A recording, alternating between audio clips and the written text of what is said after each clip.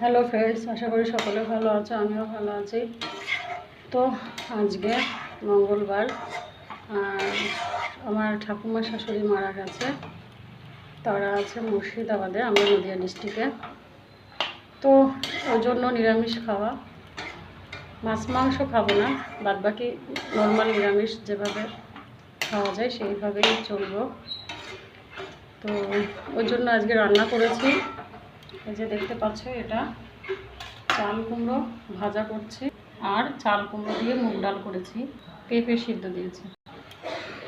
আজকের মেনু আমাদের এটাই, আর বিশেষ কিছু করব না।